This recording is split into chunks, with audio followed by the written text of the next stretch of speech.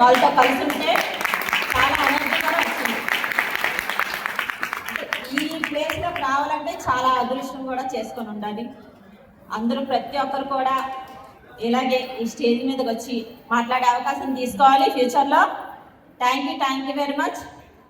ముందుగా నా test money చెప్పే ముందు మీ అందరికీ ఒక క్వశ్చన్.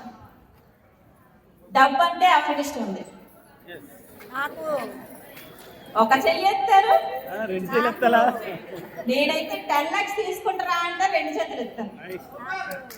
నేను ఈ సిస్టంలోకి వచ్చింది కూడా డబ్బు సంపాదించడానికే. నాకు ఈ డబ్బు సంపాదించాలన్న ఆలోచన నాకు 9th క్లాస్ నుంచే ఉందండి. ఎప్పటి నుంచి? అందరికీ డిగ్రీలు చదివిన తర్వాత డబ్బు సంపాదించాలన్న ఆలోచన ఉంటుంది. ఓకేనండి. ఫస్ట్ ఆఫ్ ఆల్ ఈరోజు బర్త్డే చేసుకున్న మన యశ్వంత్ సార్కి once again happy birthday sir.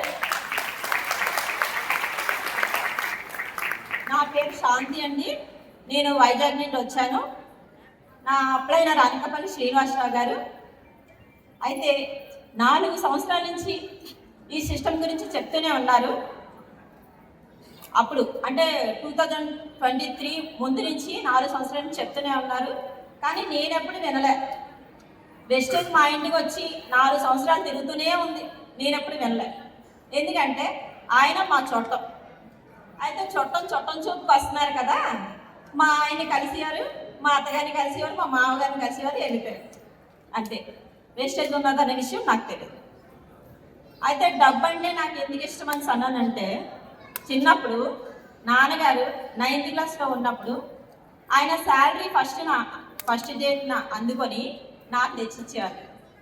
అదే మమ్మీకి ఇవ్వకుండా, అమ్మగారికి ఇవ్వకుండా నాకు తెచ్చిచ్చేవారు.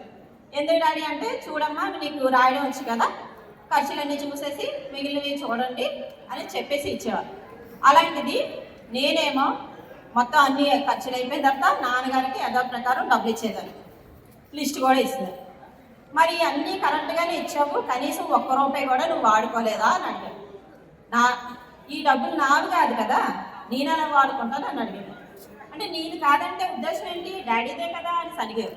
అడిగితే డాడీ మీరు కష్టపడుతున్నారు నెలంతానా, ఆ డబ్బులు మీవి అవుతాయి కానీ నాకెందుకు వస్తాయి, నేను కష్టపడితేనే కదా నాకు వస్తాయి అన్నారు. కానీ అంటే అప్పుడు ఆయన ఏమన్నారంటే, నువ్వు కష్టపడాలంటే బాగా చదువుకొని మంచి ఉద్యోగం చేసి సంపాదించాలని ఆలోచన నాకు పెట్టారు. అలా మ్యారేజ్ అయిపోయింది. తర్వాత కొన్ని సంవత్సరాల తర్వాత పిల్లలు చిన్నవాళ్ళు, అప్పుడు మనం ఏం చేయలేము. 1 by 1 ఇంటర్మీడియట్లోనే అయిపోయింది. మా ఆయన గారు చదివించారు డిగ్రీ వరకు. చదివించిన తర్వాత ఏదో ఒక జాబ్ చేయాలి, సంపాదించాలని అనుకునేదాన్ని. అలాంటిది నాకు పక్కింట్లో ఒక హౌస్ వైఫ్ ఉండేవాళ్ళు. ఆవిడేమో నాకు వేరే సిస్టమ్ గురించి చెప్పారు. చెప్తే నెట్వర్కింగ్ మార్కెట్, అది కూడా ఇంట్లో హౌస్ వైఫ్గా ఉంటూ డబ్బులు సంపాదించచ్చు. నా ఆలోచన ఏంటి, డబ్బులు సంపాదించడమే. ఒకటే గోల్, మనకి మన చేతిలో ఉంటే డబ్బు అవుతుంది. అంతేగాని మామగారి చేతిలోనో లేకపోతే నాన్నగారి చేతిలోనో డబ్బు ఉంటే అవ్వదు కదా మనది. నా ఉద్దేశం ఏంటంటే, నా సొంతంగా నేను సంపాదించుకుంటేనే నా డబ్బు అనే ఆలోచన ఒకటి ఉండేది. ఆ ఆలోచన మీద చిన్న నెట్వర్కింగ్ మార్కెట్లు 2 చేశాను. కానీ ఫెయిల్ అయిపోయిన తర్వాత నాకు ఇంట్రెస్ట్ లేదు. ఏంటి అంటే అందరూ ఏంటంటే, నెట్వర్కింగ్ మార్కెట్ అంటే అక్కడ సామాన్లు కొనుక్కోవడం, అమ్మడం, ఇలాంటిదే తెలుసు నాకు. సామాన్లు కొనుక్కోవడం, అమ్మడం, ఇలాంటి లీడర్షిప్ కానీ ఎటువంటి కానీ నాకు తెలియదు. అలాంటిది మనం ఏంట్రా బాబు ఒక దగ్గరికి వెళ్ళి వస్తువు అమ్ముకోవడం చేయడం అనేసి అన్నీ మానుకొని ఇంట్లో కూర్చొని చక్కగా మా ఆయన గారికి ఒక క్వశ్చన్ వేసాను.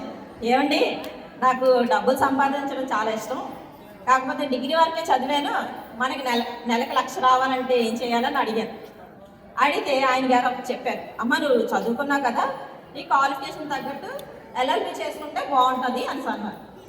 సరే అయితే అనేసి ఇంకా స్టార్ట్ చేసి LLB సెకండ్ ఇయర్లో మళ్ళీ అన్నీ ఒకసారి వచ్చారు ఇంటికి. వచ్చి ఆయనకి ఏవో సప్లిమెంట్స్ ఇచ్చి వెళ్ళిపోయారు. వెళ్ళిపోయిన తర్వాత ఎందుకు అడ్డమైన మందులు ఎందుకు వాడేస్తావు, నేను చేసి అవన్నీ ఎవరు పనికిరావనేసి వదిలేశారు అనేసి ఇంకా యథా ప్రకారం అన్నీ అలాంటిగా అనుకుంటాం కదా. ఒకసారి ఒక దాంట్లో ఫెయిల్ అయిపోయిన తర్వాత అలా అనుకొని ఈ సిస్టమ్ని కూడా వద్దని అన్నాం. అంటే ఒకరోజు తెల్లవారుజామున వీళ్ళెవరు మాట వినట్లేదు ఇంట్లోని అని అన్నీ ఏం చేశారు, ఏసర్ సార్ని తీసుకొని వచ్చారు. మరి ఏసర్ సార్ వస్తే ఎలా ఉంటుందో తెలుసు కదా. కానీ ఆ బుల్లెట్ అని నాకు తెలియదు, 5 లక్షలు వస్తున్నాయని సంగతి తెలియదు. నేను ఎలా చూశాను, చుట్టాలు వచ్చారు ఇంటికి.